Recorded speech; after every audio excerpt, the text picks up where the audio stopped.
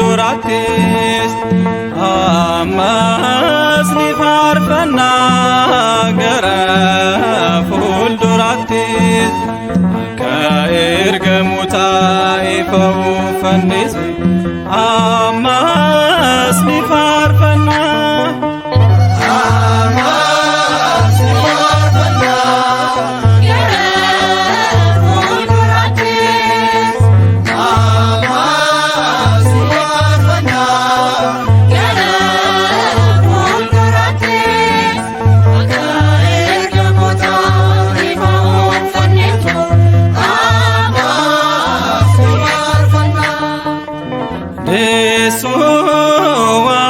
Waaqayyotiin fuuldura godhannee baganaa Daawitiif masaanqoo qabannee Feenaa Sillaaseef ammas ni faarfanna gara fuulduraatti.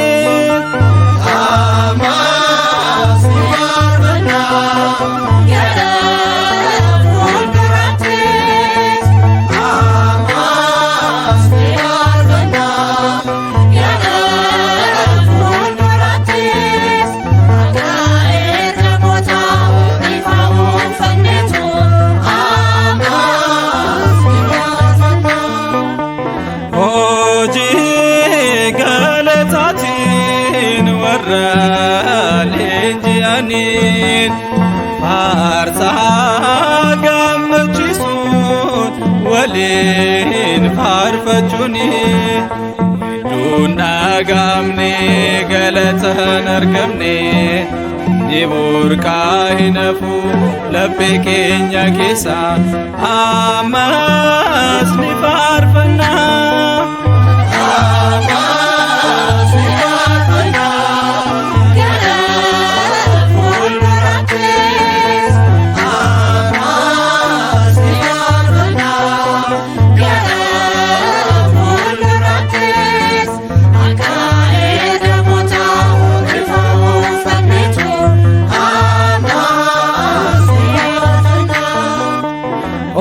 Olof qabun miti gadoof qabuudhaani kennaa addaatii fi laphee jaalalaani hojiin keenya hundi galata Waaqayyoof ammas ni faarfanna.